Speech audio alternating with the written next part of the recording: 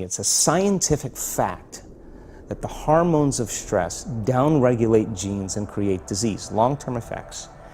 Human beings, because of the size of the neocortex, we can turn on the stress response just by thought alone. We can think about our problems and turn on those chemicals. That means then our thoughts could make us sick. So if it's possible that our thoughts could make us sick, is it possible then our thoughts could make us well? The answer is absolutely yes. Hey everybody, welcome to Impact Theory. Our goal with this show and company is to introduce you to the people and ideas that will help you actually execute on your dreams. All right, today's guest is a New York Times best-selling author and one of the most sought-after speakers in the world. He's lectured and given advanced workshops in more than 30 countries across 5 continents, all with the aim of helping people better understand and unlock the power of their mind. His expertise is the intersection of the fields of neuroscience, epigenetics, and quantum physics, and he's partnered with other scientists across multiple disciplines to perform extensive research on the effects of meditation, using advanced technologies such as epigenetic testing, brain mapping with EEGs, and gas discharge visualization technology. Through his work, he is endeavoring to help advance both the scientific community and the public at large's understanding of mind-derived health optimization, a topic he covered extensively in his groundbreaking book, You Are the Placebo. His teaching has had such a profound impact on the way that people perceive a wide range of brain-related topics around mindfulness and well-being that he's a faculty member at the Quantum University in Hawaii, the Omega Institute for Holistic Studies in New York, and the Kripalu Center for Yoga and Health in Stockbridge, Massachusetts. He's also an invited chair of the research committee at Life University in Atlanta, as well as a corporate consultant where he delivers his lectures and workshops for businesses. So please, help me in welcoming the man who has appeared in such films as Heal, People versus the State of Illusion, and Unleashing Creativity, the author of the recent book, Becoming Supernatural, Dr. Joe Dispenza.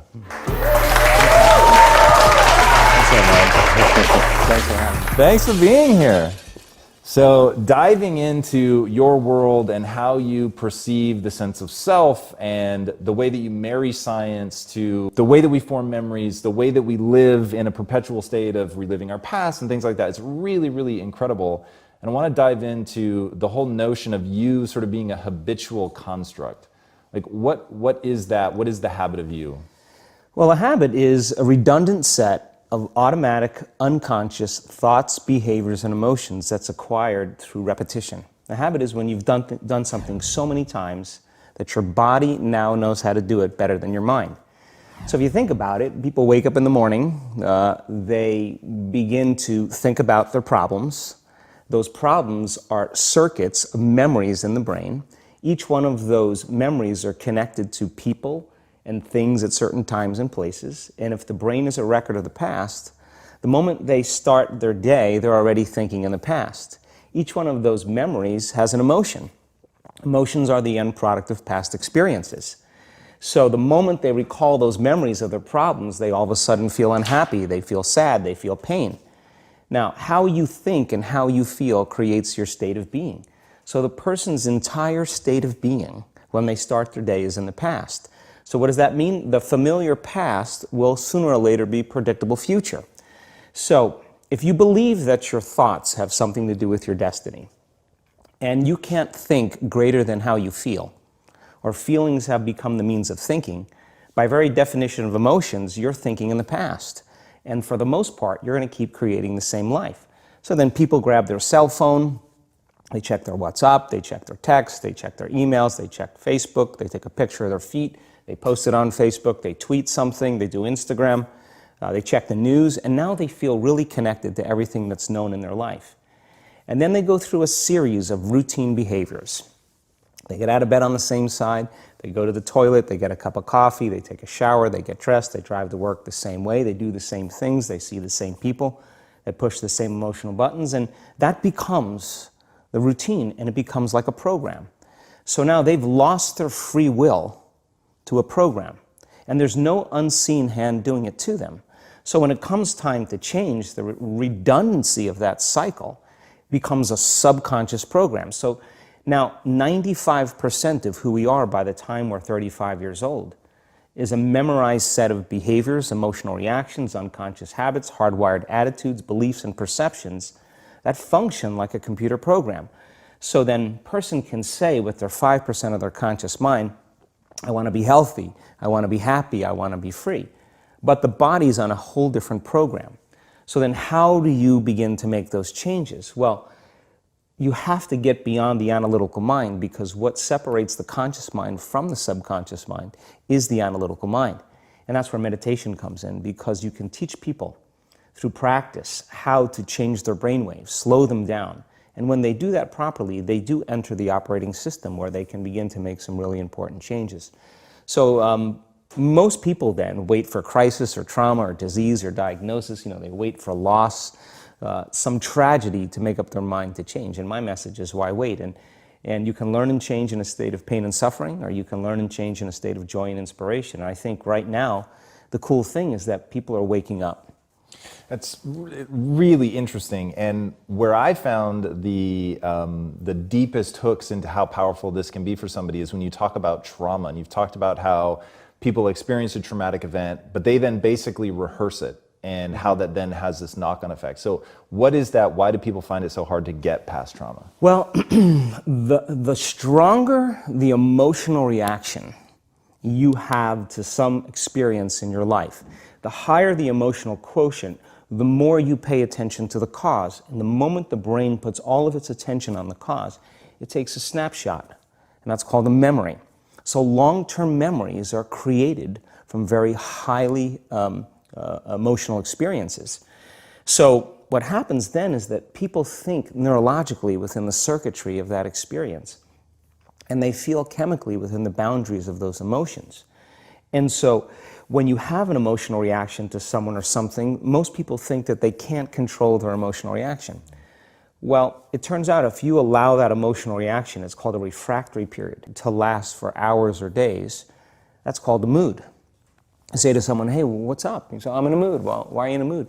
Well, I had this thing happen to me 5 days ago, and I'm having one long emotional reaction. If you keep that same emotional reaction going on for weeks or months, that's called temperament. Why is he so bitter? I don't know, let's ask him. Why is he so bitter? Why are you bitter? Well, I had this thing happen to me 9 months ago. And if you keep that same emotional reaction going on for years on end, that's called a personality trait. And so learning how to shorten your refractory period of emotional reactions is really where the work starts. So then people, when they have an event, what they do is they keep recalling the event, because the emotions of stress hormones, the survival emotions, are saying, pay attention to what happened, because you want to be prepared if it happens again. Turns out most people spend 70% of their life living in survival and living in stress. So they're always anticipating the worst case scenario based on a past experience. And they're literally, out of the infinite potentials in the quantum field, they're selecting the worst possible outcome, and they're beginning to emotionally embrace it with fear. And they're conditioning their body into a state of fear. Do that enough times, body has a panic attack without you. You can't even predict it because it's programmed subconsciously. So then you say to the person, why are you this way? And they'll say, I am this way because of this event that happened to me 15 or 20 years ago. And what that means from a biological standpoint is that they haven't been able to change since that event. So then the emotions from the experience tend to give the body and the brain a rush of energy. So people become addicted to the rush of those emotions, and they use the problems and conditions in their life to reaffirm their limitation, so at least they can feel something. So now when it comes time to change, you say to the person, why are you this way? Well, every time they recall the event, they're producing the same chemistry in their brain and body as if the event is occurring, firing and wiring the same circuits and sending the same emotional signature to the body. Well, what's the relevance behind that? Well, your body is the unconscious mind. It doesn't know the difference between the experience that's creating the emotion and the emotion that you're creating by thought alone. So the body's believing it's living in the same past experience 24 hours a day, 7 days a week, 365 days a year.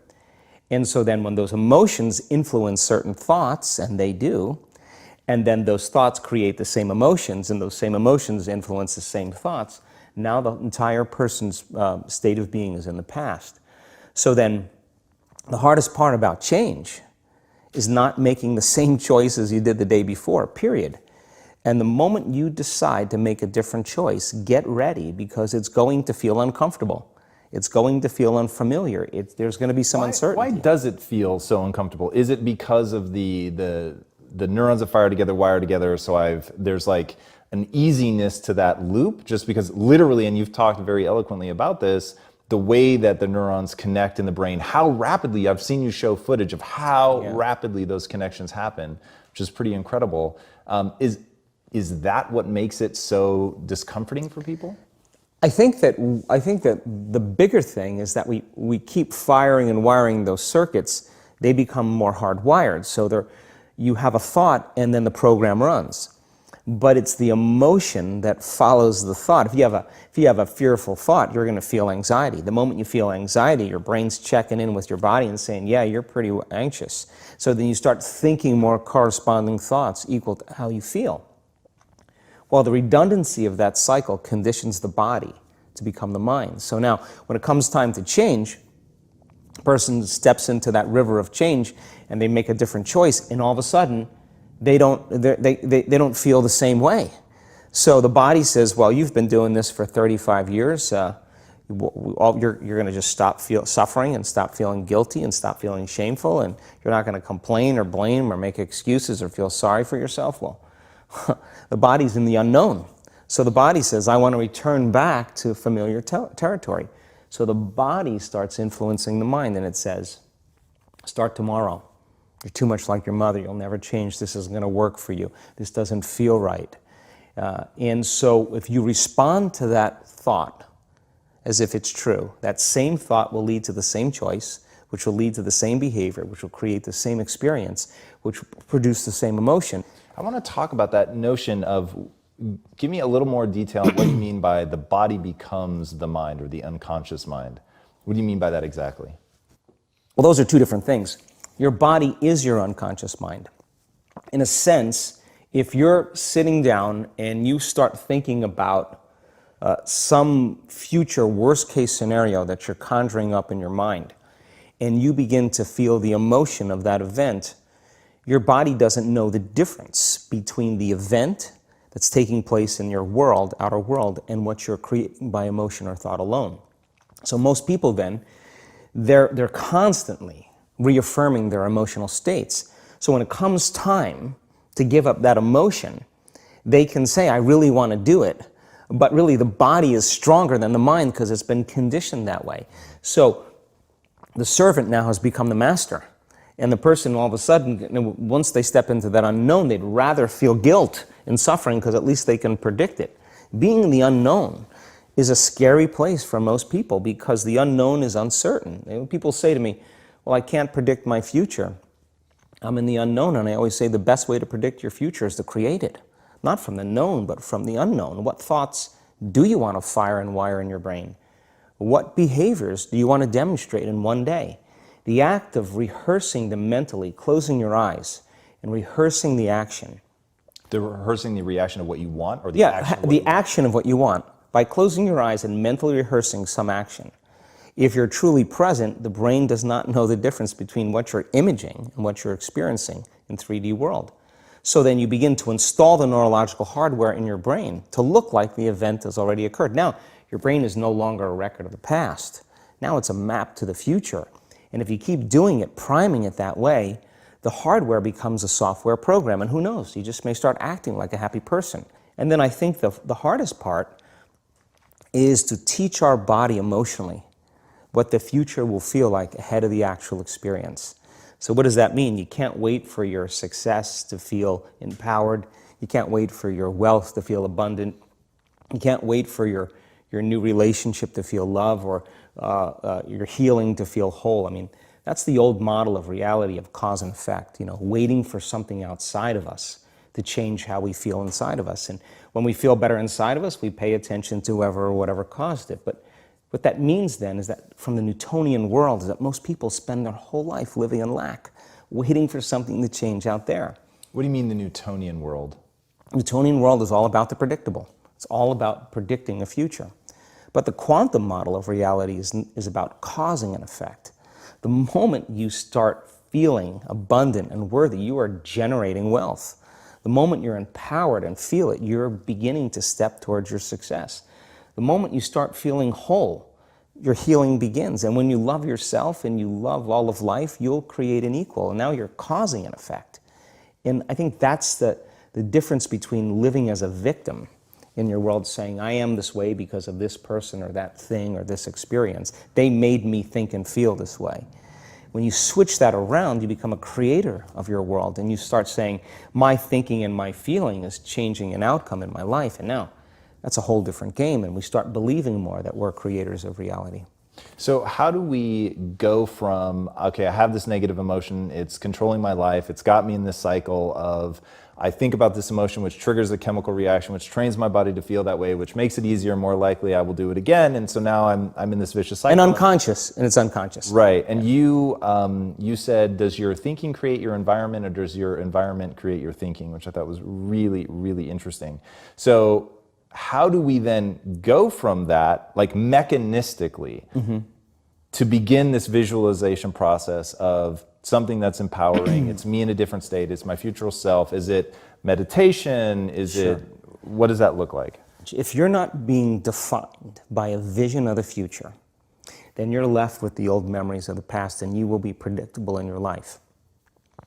And if you wake up in the morning and you're not being defined by a vision in the future, as you see the same people and you go to the same places and you do the exact same thing at the exact same time, it's no longer that your personality is creating your personal reality. Now your personal reality is affecting or creating your personality. Your environment is really controlling how you think and feel unconsciously, because every person, everything, every place, every experience has a neurological network in your brain. Every experience that you have with every person produces an emotion. So some people will use their boss to reaffirm their addiction to judgment. They'll use their enemy to reaffirm their addiction to hatred. They'll use their friends to reaffirm their addiction to suffering. So now they need the outer world to feel something. So to change then is to be greater than your environment, to be greater than the conditions in your world. And the environment is that seductive. So then why is meditation the tool? Well, let's sit down, let's close our eyes. Let's disconnect from your outer environment. So if you're seeing less things, there's less stimulation going to your brain. If you're playing soft music or you have earplugs in, less sensory information coming to your brain, so you're disconnecting from your environment. If you can sit your body down and tell it to stay like an animal, stay right here. I'm going to feed you when we're done. You can get up and check your emails, you can do all your texts, but right now, you're going to sit there and obey me. So then, when you do that properly, and you're not eating anything or smelling anything or tasting anything, you're not up experiencing and feeling anything, you would have to agree with me that you're being defined by a thought, right? So when the body wants to go back to its emotional past, and you become aware that your attention is on that emotion, and where you place your attention is where you place your energy, you're siphoning your energy out of the present moment into the past, and you become aware of that. And you settle your body back down in the present moment, because it's saying, well, it's 8 o'clock, you normally get upset because you're in traffic around this time, and here you are sitting, and we're used to feeling anger, and you're off schedule. Oh, it's 11 o'clock, and you usually check your emails and judge everybody. Well, the body's looking for that predictable chemical state. Every time you become aware that you're doing that, and your body is craving those emotions, and you settle it back down into the present moment, you're telling the body, it's no longer the mind, that you're the mind, and now your will is getting greater than the program. And if you keep doing this over and over again, over and over again, over and over again, just like training a stallion or a dog, it's just going to say, I'm going to sit. And the moment that happens, when the body's no longer the mind, when it finally surrenders, there's a liberation of energy. We go from particle to wave, from matter to energy, and we free ourselves from the chains of those emotions that keep us in the familiar past. And we've seen this thousands of times. In fact, we can actually predict it now on a brain scan. Yeah, I found that so interesting. Let's go a little bit harder on metacognition, the notion that you don't have to believe everything you think. I love the way that you talk about that. Yeah, we have a huge frontal lobe, and it's 40% of our entire brain. And most people, when they have a thought, they just think that that's the truth. And I think one of my greatest realizations in my own journey was just because you have a thought doesn't necessarily mean it's true. So if you think 60 to 70,000 thoughts in one day, and we do, and 90% of those thoughts are the same thoughts as the day before, and you believe that your thoughts have something to do with your destiny, your life's not going to change very much, because the same thought leads to the same choice leads to the same behavior creates the same experience, and the same experience produces the same emotion. And so then the act of becoming conscious of this process to begin to become more aware of how you think, how you act, and how you feel, it's called metacognition. And so then why is that important? Because the more conscious you become of those unconscious states of mind and body, the less likely you're going to go unconscious during the day. And that thought is not going to slip by your awareness unchecked, because it means to know thyself. The word meditation means to become familiar with. So as you become familiar with the thoughts, the behaviors, and the emotions of the old self, you're retiring that old self. As you fire and wire new thoughts and condition the body into a new emotional state, if you do that enough times, it'll begin to become familiar to you. So it's so important, just like a garden. If you're planting a garden, you got to get rid of the weeds. You got to take the plants from the past year and you got to pull them out. The rocks that sift to the top that are like our emotional blocks, they have to be removed. The soil has to be tenderized and broken down. We have to make room to plant a new garden. So primarily, we learn the most about ourselves and others when we're uncomfortable. Because the moment you move into that uncomfortable state, normally a program jumps in. When that program jumps in, it's because the person doesn't want to be in the present moment and engage it consciously. So when you teach people how to do that with a meditative process, it turns out that when they're in their life, they're less likely to emotionally react. They're less likely to be so rigid and believe the thoughts they were thinking. They're more aware of when they go unconscious back into a habit, and that is what starts the process of change. And so we have to unlearn before we relearn. We have to break the habit of the old self before we reinvent a new self. We have to prune synaptic connections and sprout new connections. We have to unfire and unwire and refire and rewire. We have to unmemorize emotions that are stored in the body, and then recondition the body to a new mind and to a new emotion, like deprogram and reprogram. That's the act, and it's a two-step process. Yeah, I like the way that you call that out as an action. There was another thing that you said that I thought was really powerful about how insights themselves are essentially inert. They don't do anything. What then do we do with an insight? How do we take a breakthrough moment and make sure that it's not just a breakthrough moment? Like, I guarantee people watching right now are having like 100 aha moments. For sure, that was definitely the case for me as I was researching you. And when you said that, I was like, and that's the danger, that you have the aha and then nothing. Yeah, and it is a danger, because then people will shrink back into mediocrity, and they'll use the insight to excuse them from taking a leap. They'll say, yeah, I have a chemical imbalance in my brain. Yeah, my father was really overbearing. He was a perfectionist. That's why I am the way I am. People, they come up with stuff to excuse themselves. The insight is actually giving them permission to stay limited. And it's an amazing idea, because they'll say to you that they really want to get over their anxiety. But let's take your ex-husband, let's put him in a straitjacket, let's duct tape him and shoot him to the moon. Now what? I mean, what are you going to do now? You still have to make those changes. And so then the person's enemy dies, or something shifts in their life, and that person's gone, they'll find another person to hate. This is just how we function as human beings. We just slide another reason to feel those emotions. So I think when people start to understand this, I think knowledge is power, but knowledge about yourself is self-empowerment. So how much of this is really learning to just bifurcate the world into there's negative emotions that have negative neurochemistry associated with, and you said that in those states, if you're living in a perpetual state of stress hormones and things like that, illness is like a step away. And then just the other side of that is understanding, but there's this whole other side of positive energy, which happiness, joy, empowerment, whatever that neurochemical cocktail is, but that when you're on that side, your immune system is more likely to function well. Like, is that just sort of bringing it down to like a really base level, is yeah. that sort of one of the big choices? Well, let's talk about it in terms of survival or creation.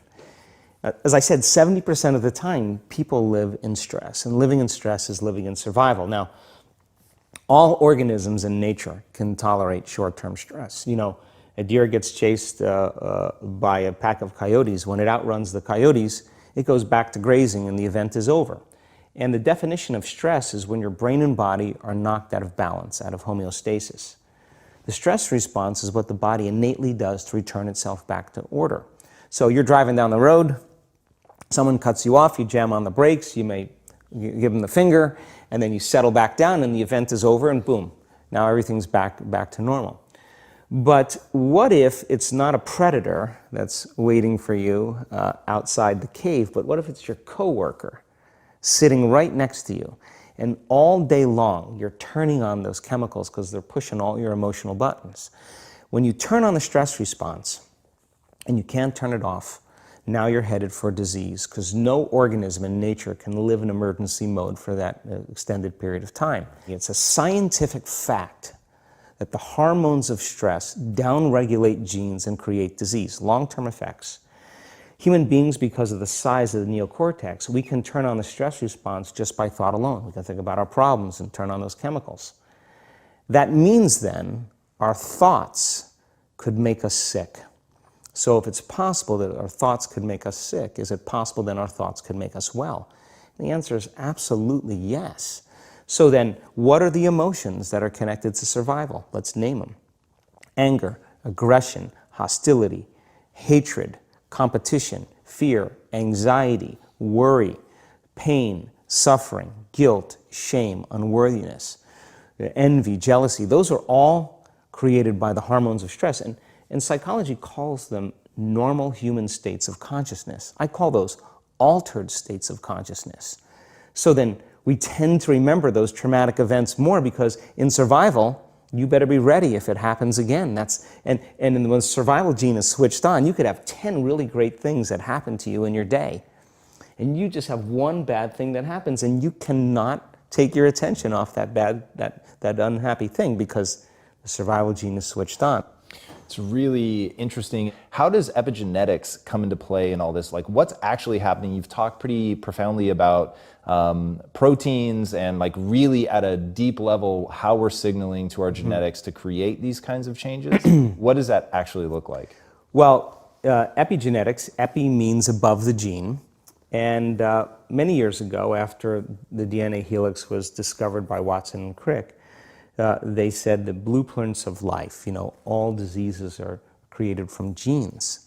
It turns out less than 5%, more like 1% of people on the planet are born with a genetic condition like type 1 diabetes or Tay-Sachs disease or sickle cell anemia.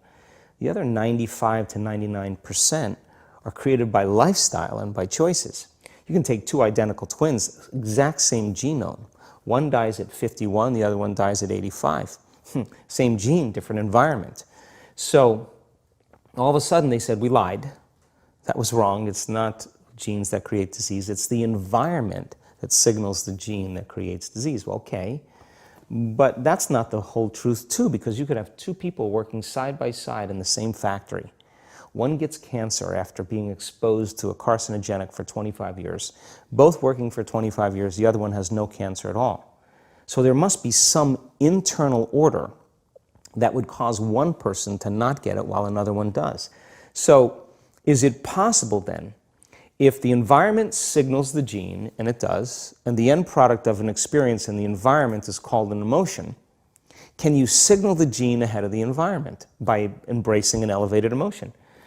We've done the research on this. We've measured 7,500 different gene expressions in a group of people that came to an advanced event for 4 days. And we had them doing a seated meditation, a walking meditation, a laying down meditation, a standing meditation. And at the end of 4 days, just 4 days, the common 8 genes that were upregulated, 2 genes to suppress cancer cells and tumor growth, 2 genes for neurogenesis, the growth of new neurons in response to novel experiences and learning, the gene that signals stem cells to go to damaged areas and repair them, the gene for oxidative stress, was upregulated. We started seeing all these genes that are very, very healthy to cause the body to flourish. Imagine if people were doing that for 3 months. We also measured telomeres, the little shoestrings on the end of DNA that tell us our biological age. We asked people to do the work, meditation, 5 out of 7 days for 60 days.